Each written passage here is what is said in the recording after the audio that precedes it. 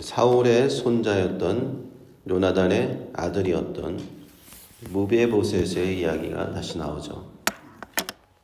그는 다윗이 피난을 하는 상황에서 압살롬의 반역 때문에 피난을 떠났던 상황에서 다윗을 따라가지도 않았고 돕지도 않았습니다.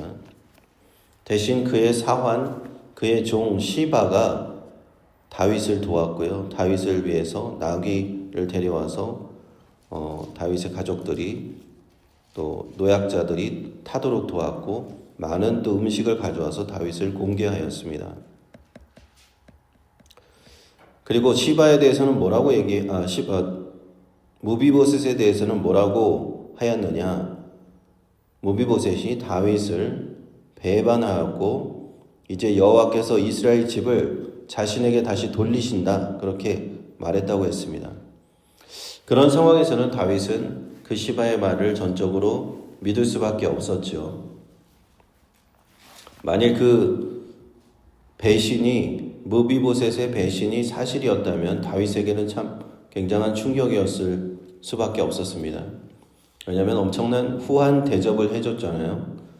사울 왕이 죽고 나서 변방에서 숨어서 살고 있던 무비보셋을 불러서 그 사울 자기 할아버지가 갖고 있던 밭이라고 나오지만 상당한 양의 부동산이죠. 그 당시에도 이 밭이 중요하지 않습니까?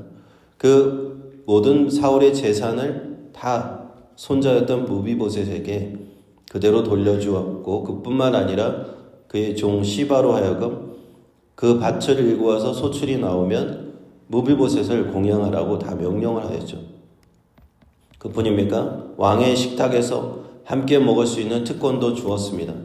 그렇게 자신의 친구 요나단을 생각해서 자신의 어떻게 보면 원수와 같은 사울 왕의 손자인 무비보셋에게 그렇게 많은 호의를 베풀어 주었는데, 압살롬이 반역을 하고 그때 다윗이 도망을 가는 도망자의 신세가 되었을 때 만일 무비보셋이 나타나서 뭐라도 같이 슬픔을 같이 한다든지 위로의 말이라도 같이 전해주었으면 좋았을 텐데, 요즘 말로 해보면 코빼기도 안 보인 거예요. 이 무비보셋이 어디서 나타나지도 않고 반역했다, 이런 소리만 들리는 겁니다. 거기다가 그 다윗을 실질적으로 도운 사람은 시바, 이 무비보셋의 종이었다 하는 겁니다. 얼마나 그 다윗이 곤고한 상태였겠습니까? 도망을 가야 되고 당장 먹을 것도 없이 먼 길을 떠나야 되고, 그러한 힘든 상황에서 그 시바는 그 다윗에게 큰 도움을 줍니다. 물질적으로, 정신적으로 큰 힘을 주었어요. 우리는 시바가 정말 무슨 의도로 그렇게 했는지, 정말 그의 말이 어디서 어디까지가 진실인지 알 수는 없습니다. 겉으로 보기엔 그것 알 수가 없죠. 다윗도 그랬을 거예요. 정말 그 기회에 자신이 섬기고 있는 무비보셋을 이제는 완전히 쳐내고 그 재산을, 사울의 재산을 모두 다 가지려고 한 어떤 그런 계획을 가지고 그렇게 한 것인지, 우리가 그래서 거짓말로 그 모든 것을 얘기한 것인지 우리는 정확하게는 알 수 없습니다. 다시 예루살렘에 결국에는 다윗이, 지금은 도망가지만 결국에는 다윗이 나중에 왕으로서 예루살렘에 돌아올 것을 그는 직감을 하고 그렇게 미리 다윗을 도왔는지 우리는 정확히 알 수는 없어요. 그러나 무비보셋이 이제 다윗이 왕으로서 다시 예루살렘으로 귀환을 할 때 다윗 앞에 나타난 겁니다. 그리고는 자기가 죄가 없다는 것을, 자기가 사실은 왕을 반역한 것이 아니라는 것을 주장을 하는 것이죠. 다윗은 그에게 묻습니다. 어찌하여 나를 따라서 피난길에 오르지 않았느냐? 무비보셋은 대답하죠. 저는 다리를 저는 자고요, 나귀에 안장을 지어서 왕과 함께 가려고 했으나 내 종 시바가 나를 속이고 왕께 나를 모함했습니다. 무비보셋의 행색을 보니까 그 말이 진짜인 것도 같습니다. 발을 맵시내지 않았고 수염을 깎지도 않았고 옷을 빨지도 않았다.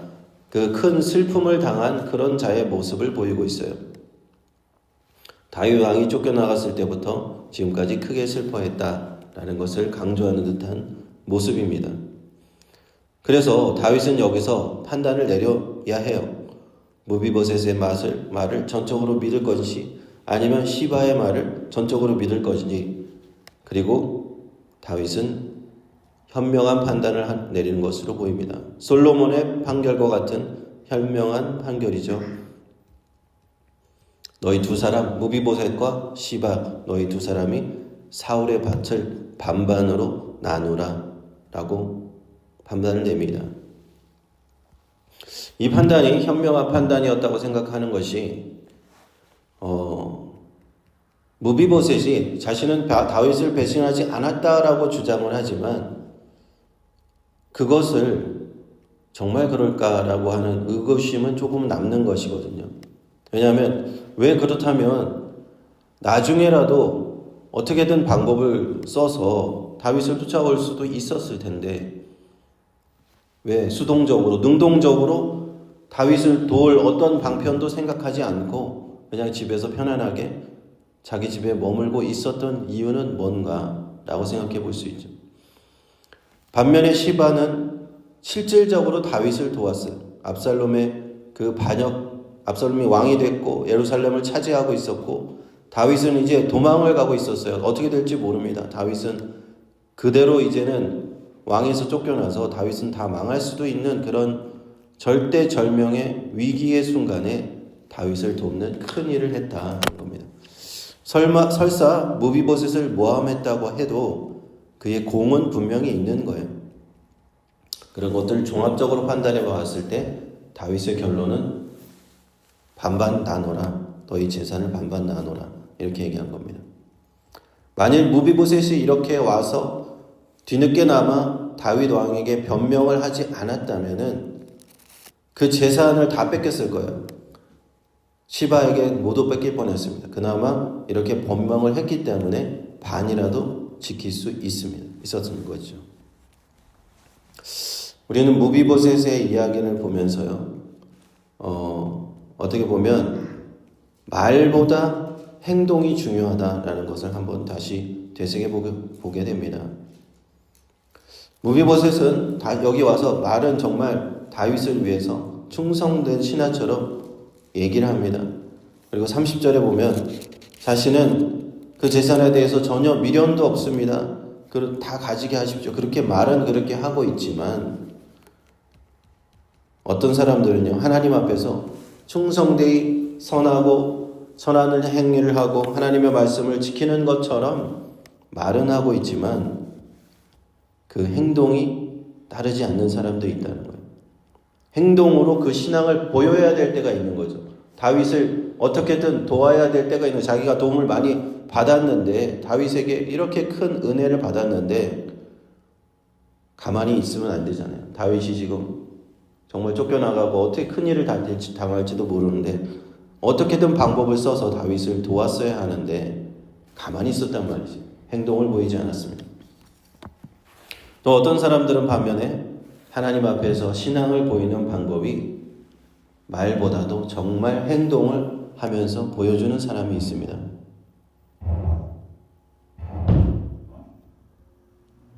지금 갑자기 전기가 나갔네요. 일단 계속하겠습니다. 무비보셋은 추후에 이 말로써 자신을 변호했지만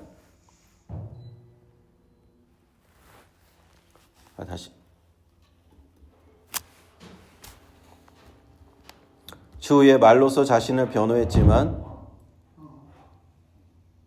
요즘에 이 동네가 계속 전기가 들어왔다 나갔다 이런 경우가 많은데 며칠 전에도 저기 변압기가 터지는 사고가 있었거든요. 또 그런 사고가 있는 것 같습니다. 무비보셋이 추후에 자신을 변호합니다. 그렇지만 행동으로 다윗에 대한 충정심을 보여주지 못했다. 행동을 보여주지 못한 것, 그것이 무비보셋의 문제였다라는 것을 말씀을 통해서 봅니다. 우리 기독교 신앙은요, 말도 물론 중요합니다. 말도 아름다운 말을 해야 되지만 우리가 행동을 할 때 그 행동을 놓쳐서는 안 돼요. 하나님은 결국에는 우리의 말을 판단하실 것이 아니라 우리의 행동을 판단하실 것이다. 아무리 선하고 아름다운 말을 많이 한다고 해도 행동으로 우리가 따라가지 않는다면 하나님께 칭찬받기 어려울 것이다 라고 합니다. 또 한 사람 행동으로 다윗을 감동시킨 사람이 있죠. 바로 길르앗 사람 바르실레였습니다. 요단 동편에 거주하면서 큰 부자였어요. 마하나임에서 다윗을 도왔습니다. 엄청난 재산을 가지고 있는 부자였지만 다윗을 돕는다는 것이 그렇게 쉬운 일은 아니었을 것 같아요. 왜냐하면 다윗과 함께한 수많은 사람들이 있었거든요.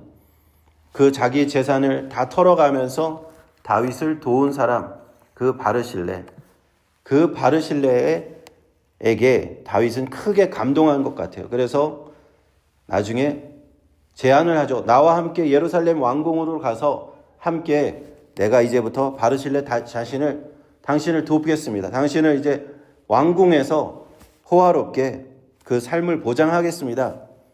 그때 바르실레는 쫓아가지 않고요. 자기 대신에 기맘이라고 하는 사람을 보냅니다. 다른 자료에 보면은 그 기맘은 바르실레의 아들이었을 것으로 우리는 보고 있어요.